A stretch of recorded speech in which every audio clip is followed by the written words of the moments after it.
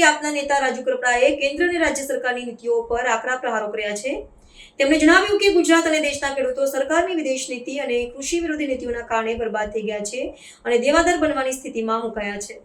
ગુજરાતની અંદર આમ આદમી પાર્ટીએ વારંવાર એક વાત કહી છે, એના જરૂર પડે પુરાવાઓ પણ આપ્યા છે કે ગુજરાત સરકારની અને કેન્દ્ર સરકારની વિદેશ નીતિના કારણે, કૃષિ વિરોધી નીતિના કારણે ગુજરાતનો અને દેશનો ખેડૂત બરબાદ થયો, સાથે જ દેવાદાર બન્યો છે।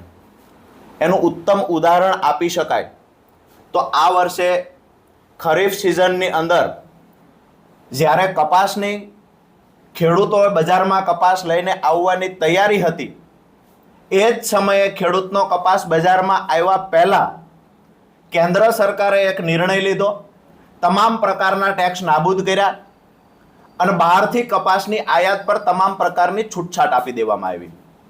મતલબ સાફ છે કે વિકસિત દેશના ખેડૂતોની કોમ્પિટિશન આ ગુજરાતનો ખેડૂત કે ભારતનો ખેડૂત ન કરી શકે।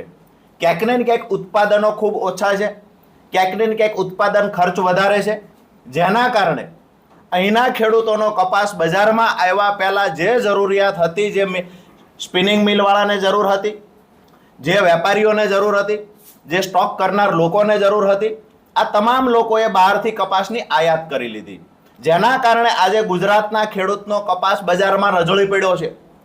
આજે ગુજરાતના ખેડૂતના કપાસનો 900 થી 1000 રૂપિયા પર મણ ભાવ માંડ કરીને મળે છે। ક્યાંક ને ક્યાંક એમાં હું એવું માનું છું, આમ આદમી પાર્ટી માને છે, ખેડૂતો માને છે કે સરકારની જે બહારથી કપાસ આયાત કરવાની નીતિ જવાબદાર છે। એવી જ રીતે કપાસમાં ખરેખર ખેડૂતોને મોટા પ્રમાણમાં નુકસાન થાય છે, ત્યારે કપાસનું વાવેતર ખેડૂતોએ ઘટાડ્યું છે અને મગફળી તરફ ખેડૂતો વળ્યા। મગફળીમાં પણ સરકારે એવો કંઈક નિર્ણય લીધો જેના કારણે ખેડૂતો ફરી વખત નુકસાન કરવા ગયા। મગફળી આજે બજારમાં જ્યારે ખેડૂતોની મગફળી આવવાની શરૂઆત થવાની તૈયારી છે, ત્યારે સરકારે ટેકાના ભાવે રજીસ્ટ્રેશનની વાતો કરી।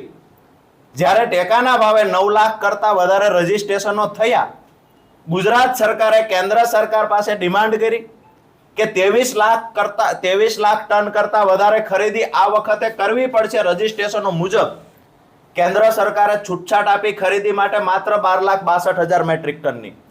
મતલબ સાફ છે કે 9 લાખ કરતાં વધારે ખેડૂતોએ રજીસ્ટ્રેશન કરાવ્યા છે। સરકારે જે ખરીદીના જથ્થોને એક નક્કી કરવામાં આવ્યો જથ્થો, એ પ્રમાણે માંડ 70 થી 75 મણ એક ખેડૂતની ખરીદી થશે।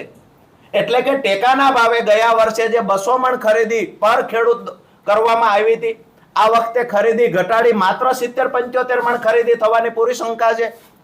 સરકારને વિનંતી કરીએ છીએ કે ખરેખર જે ગયા વર્ષે મિનિમમ ખેડૂત દીઠ 200 મણની ખરીદી થતી, એ જ મુજબ આ વખતે ખરીદી કરવામાં આવે।